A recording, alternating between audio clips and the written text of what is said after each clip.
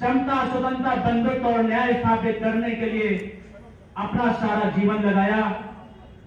उनको मैं कोटि कोटि प्रणाम करते हुए सबसे मैं बड़ा धन्यवाद देना चाहूंगा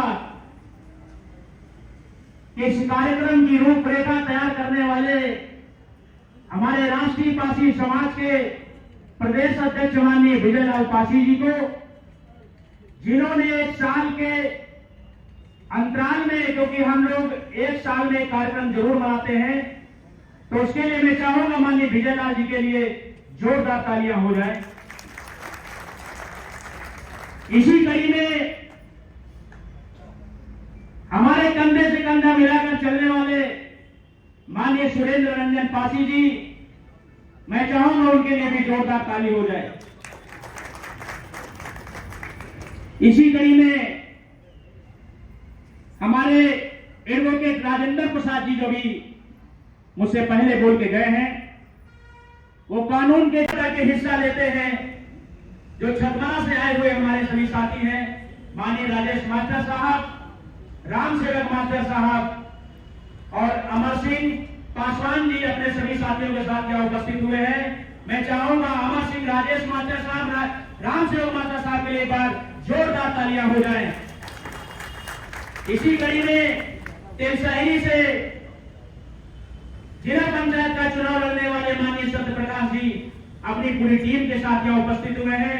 उनकी मैडम भी यहाँ उपस्थित है। मैं चाहूंगा सत्य प्रकाश जी के लिए रत्नेश रत्ना जी, वो जो फतेहपुर से चलकर यहाँ इस कार्यक्रम की सूचना जैसे उनको मिली, माननीय कन्हैया लाल जी ने उनको बताया कि आपको कानपुर पहुंचना है, वो दूर दराज से चलकर हमारे बीच में उपस्थित है। रत्नेश रत्ना पासवान जी, मैं चाहूंगा उनके लिए एक बार जोरदार ताली हो जाए। और उनका कंधे से कंधा मिलाते हुए अंकिता रानी, उनकी जो सिस्टर है, वो भी बराबर चुनाव में लगी रही और वहां से चलकर यहाँ तक आई। बिल्कुल क्लाइमेट को नया अंजाम दें, इस तरीके से हमारा स्वागत बीरेंद्र जी का हो रहा है। इस मौके पर बड़ा अच्छा लग रहा है। किसी भी अपने काम के लिए ये हमारे बीरेंद्र जी हैं, बड़े ही कर्मठ और जुझारू और कानून के ज्ञाता हैं। अब मैं इस यूनिट का एक सदस्य या कार्यकर्ता होने के नाते मैं बार एसोसिएशन के मंत्री श्रीमान बीरेंद्र पासी जी से अनुरोध करूंगा कि ये हमारा जो ये कार्यक्रम किया जा रहा है, इन सारे जमात के लोगों के सहयोग से, सहभागिता से, सौजन्य से, तो बीरेंद्र जी से अनुरोध करता हूं कि वो इस कार्यक्रम या उजा देवी जी पर यानी दो शब्द अपने भी व्यक्त करेंगे।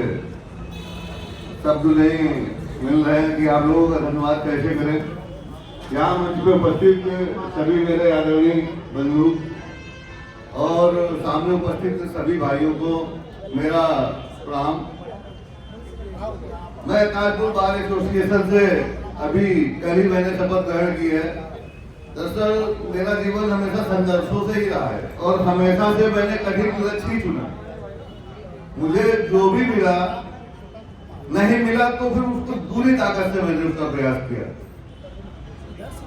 मैं 2006 से वकालत के पेशे में आया था और वकालत के पेशे में आने पे देखा तो हम लोगों की संख्या न्यून है। मुश्किल से यदि पासी समाज के कहे तो 15-20 लोग या 25 लोग, इससे ज्यादा तो कचहरी में नहीं होंगे, जिसमें से पासी लिख के रहने वाले 2-3 नाम हमें पता है। बाकी तो कोई वर्मा है, तो कोई सिंह है, तो कुछ है।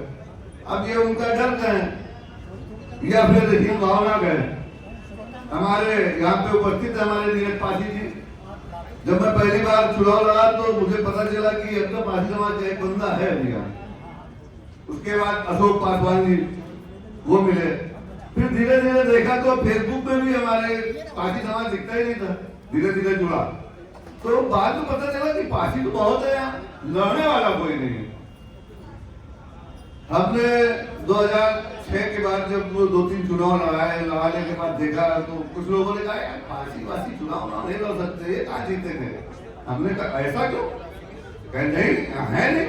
हमने कहा चुनाव केवल जाति से नहीं होता है, चुनाव आचरण और व्यवहार से भी होता है। हमने शुरू किया, 566 वोट मिले पहली बार में। हमने कहा ये तो कम है, लेकिन चूंकि उस समय विवादित पिता में थोड़ा या कहो कि चैम्बर कब्जा या फिर किसी शादी की मदद की, तो उसमें भी लोगों ने कहा ये दबंग है, ये तमंचा लेके चलता है, कट्टा लेके चलता है, इसको वोट नहीं देने। फिर दूसरी बार में मैं 943 वोट मिला, मैं तीसरे नंबर पर रहा। तीसरी बार में लोगों ने कहा इसको जीतना ही नहीं देना है। मेरे लिए उन्होंने गणित बनाई, एक मुस्लिम मेरे अगेंस्ट उतार दिया, दो ब्राह्मण थे, एक मुस्लिम था, एक दिना कटियार जी आई। हमारा केवल गणित का समीकरण उन्होंने लगाया कि इससे मुस्लिम उतरेगा तो इसके वोट कटेंगे, और निश्चित तौर पर उसने 664 वोट काटे और मैं 95 वोट से हार गया। मैंने कोई लिखित नाम नहीं है, तो आज हम सब लोग उन्हीं की लड़ाई लड़ रहे हैं कि उनका भी नाम, हमारे समाज के लोगों का भी नाम दर्ज होना चाहिए। ये हमारा हक और अधिकार हमें बनना चाहिए कि हमारे लोगों का नाम आना चाहिए। अभी सर बात कर रहे थे कि हमारे लोग दिखते नहीं है, उसका कारण है एजुकेशन। हम सब लोग हर चीज में ध्यान देते हैं, लेकिन एजुकेशन से ही हम लोग आगे बढ़ सकते हैं, ये हम लोगों को समझना पड़ेगा। एक ही सीढ़ी है, वो है एजुकेशन, जिससे हम हर सेक्टर में बढ़ सकते हैं, वो चाहे राजनीति का सेक्टर हो, या किसी समाज का उत्थान करने का सेक्टर हो, या कोई एनजीओ चलाने का सेक्टर हो, यानी जब कोई बिजनेस करने का सेक्टर हो, किसी भी सेक्टर को हम अगर हम पढ़े लिखे होंगे तो हम अपनी बात रख सकते हैं, अपने सोच रख सकते हैं, अपनी सोच से आगे बढ़ सकते हैं। ये हमें ध्यान रखना चाहिए। बस मैं इतना ही कहना चाहूंगी। धन्यवाद। कार्यक्रम तो एक बहाना है, उद्देश्य हमारा है लोगों को जोड़ना और जगाना है, और हमको अपनी एकता बनाना है और उस पर कायम रहना है। आज जो हम कार्यक्रम हमारे महापुरुषों को, माता उषा देवी काशी का हम लोग मना रहे हैं निर्वाण दिवस, हमारे इतिहास को छुपाया गया। आज हमने इसमें पढ़ा है कि इनका जो है स्वतंत्रता संग्राम सेनानी का दर्जा इनको नहीं दिया गया है। इसकी एक मांग रखी गई है, शहीदों की सूची में शामिल किया जाए। तो बड़ी शर्म की बात है, 36 अंग्रेजों को पेड़ पे चढ़ के मारा, छुपकर मारा, और उनका नाम नहीं किया हमने। शक्ति चौरा घाट में मल्लाह समाज, निषाद समाज, नामी समाज के लोगों ने 325 अंग्रेजों को मारा, नाव में डुबो कर मारा। 1857 27 जून की क्रांति में उनका नाम इतिहास से गायब है। उसमें बाकी पकड़े गए 40-45 लोगों को मैस्कर घाट पर पेड़ पर लटका करके फांसी दी गई, मुकदमा चला करके, लेकिन इतिहास कहीं मिल नहीं रहा। हम लोग परेशान हैं कि शहीद स्मारक स्थल वहां बनाया गया है और उनका नाम नहीं, कोई प्रूफ नहीं मिल रहा है। हम लोग तमाम बार प्रयास कर चुके हैं वहां पर कैंटोनमेंट बोर्ड से कि उनका जो है नाम लिखा जाए, नहीं लिखा जा रहा। हम लोग मूर्ति लगाना चाहते हैं, नहीं लगा पा रहे हैं। तो मतलब हमारे इतिहास को छुपाया गया, और किसने छुपाया? हिंदू ने छुपाया, मुसलमान ने छुपाया, सिख ने छुपाया, बौद्ध ने छुपाया। किसने छुपाया? जिसने छुपाया वही हमारा दुश्मन है, वही हमारा दुश्मन है, और वही हमको नहीं पढ़ने और पढ़ने देना चाहता है। तो हमको ऐसे लोगों से सतर्क रहना जरूरी है। आज के कार्यक्रम का उद्देश्य सफल होगा जब आप लोग संविधान की रक्षा करेंगे। और संविधान की रक्षा कैसे करेंगे?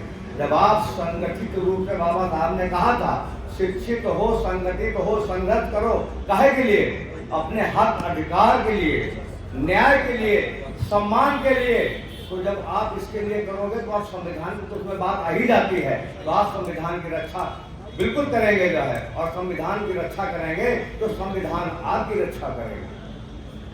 और मैं ज्यादा कुछ न कह करके मैं आपको एक ही बात कहूंगा कि आप लोग संगठित होकर के ये देखिए कि हमारी उदय देवी पासी को तो हमको आज लिखना पड़ रहा है कि उनका नाम स्वतंत्रता संग्राम के शहीदों की सूची में लिखा जाए। इसने क्या किया? बस उनसे हमको अलर्ट रहना है। और वहां पे 325 अंग्रेजों को एक दिन में वर्ल्ड का सबसे बड़ा कांड और उनका नाम नहीं लिखा जा रहा है। और रिकॉर्ड होगा जब उन पर मुकदमा चला के 31 मई 1960 को फांसी दी गई तो रिकॉर्ड होगा, लेकिन वो रिकॉर्ड क्या किया गया है, उनका मूर्ति नहीं लगाई जा रही है।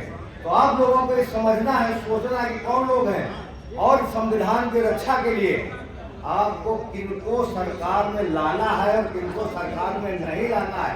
अपना व्यक्तिगत स्वार्थ न देखिए। जो व्यक्तिगत स्वार्थ देखते हैं वो समाज के साथ गद्दारी करते हैं, और जो समाज का स्वार्थ देता है अपने परिवार के साथ अन्याय करता है, अपने परिवार का नुकसान करते हैं। दो तरह के लोग होते हैं और आपको ऐसे लोगों से सतर्क रहना है, बचना है और उनका सहयोग करना है उन लोगों का जो आज समाज के लिए लड़ रहे हैं, देश के लिए लड़ रहे हैं, संविधान के लिए। धन्यवाद। मैं अपनी बात यही पर बात करूँ। धन्यवाद।